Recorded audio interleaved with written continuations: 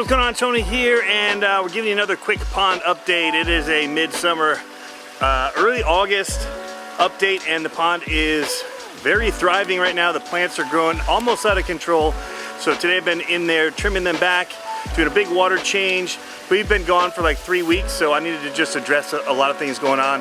The pump that powers our waterfall decided to kick it while we were gone, so the waterfall there isn't running, but we still have our return from the filter, so we are getting that movement and it's fine. We're doing a pretty healthy water change right now, mainly to get rid of some of the debris. The way that my pond works is it uses aeration, because I don't have a bottom drain either. So I have two really big air stones down in here, which some of you guys have asked me about. I can pull one of them out here. It looks like the reconfiguring I've been doing today.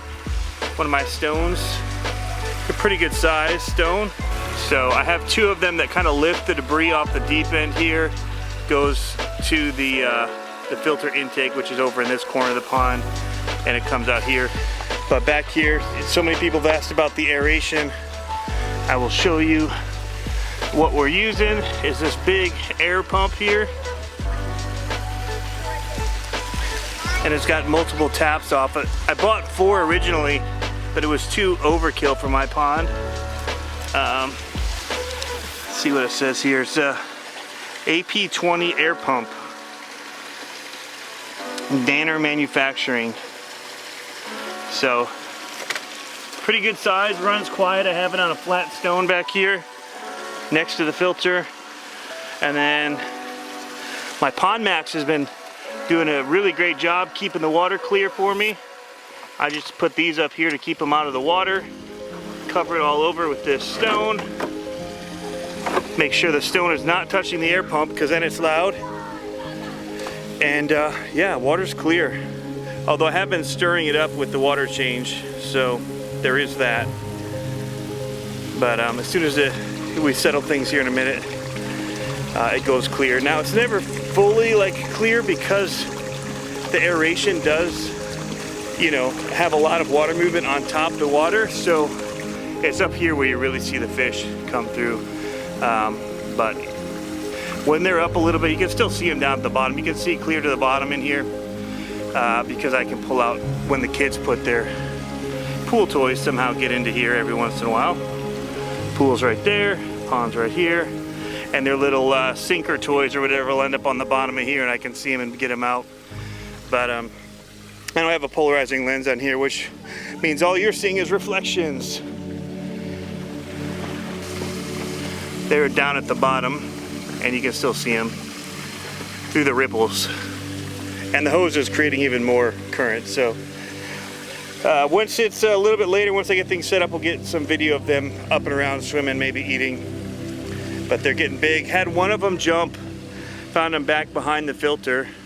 At least I think he jumped. It's hard to know, but I didn't find any teeth marks or any type of marks on him. So my guess is he kind of flopped up and then kind of to the back there. We have had snakes. In fact, there's been a snake in between these two things that was interrupting the waterfall about 4 weeks ago. And I noticed the water pattern was weird coming out of there, and I said, I think we got a snake up under there. Sure enough, we did. We keep a little snake grabber. We can use this to grab them out of the water or whatever we need to do. And it doesn't hurt them, but it does grip them pretty good. We take them, we don't kill them, we just put them across the creek in the back of the yard there. So there's a little creek back there. We take them to the other side. But yeah, a little bit of work to do here, doing the cleanup, and then we're gonna get a new pump for here, and then hopefully figure out what to do with these umbrella palms to keep them. I put them in bigger pots, but I feel like I might need to go even bigger bases with some heavy rocks in them. Hey, there's a little lizard, little skink, nice blue tail on him still. Lots of wildlife out here. The toads are prolific. They were just in here. We do have one baby koi that is in here that we've seen. Maybe there's more, but there's one for sure that survived the breeding season.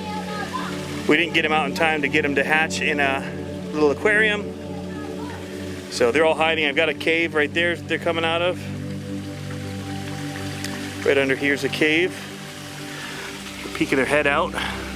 And then up here's another cave that they go up and underneath all the lily pads. 2 big caves for them. These lily pads are just from being trimmed up are kind of disheveled. And also from the plants falling. But they normally have been sticking up in the air probably because of the turbulence of the water there. They've actually raised themselves up out, kind of like these are doing, but even higher. So the lily pads, I've had really small pads before. This year, this is the first year I've had bigger pads than even say, where this little guy right there. That would have been big last year. But now they're much bigger than that.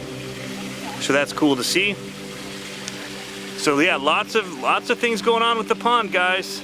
All right, so thanks for tuning in again, seeing what we got going on here with the pond. We do love it, and there's so much enjoyment from it, from being out here in the yard to in the house and the windows here, looking out at the ponds at night with the light right above there on them, shining down, and we just, like I said, we love it. And thanks for tuning in. As always, we'll be back with you with some more updates on the pond. Hope those of you that were asking about the aeration, hope that helps kind of show what we're doing with it. But basically it just raises all the junk up off the bottom, comes to the filter, gets filtered out, and it was a little bit overdone. So it was probably 2 weeks since I'd done the filter, 2 to 3 weeks because of the traveling. And so we're doing extra ones this week to get it caught up. And but the water's been crystal clear. It's beautiful seeing the fish in there. And it's doing well. So that Pond Max filter is awesome, coupled with the aeration, and it's what I wish I would have done when I built it. It would have solved a lot of those early on issues we had with it, with the green water and all of that. But good UV in this thing, and yeah, it's kicking it. So we'll see y'all later.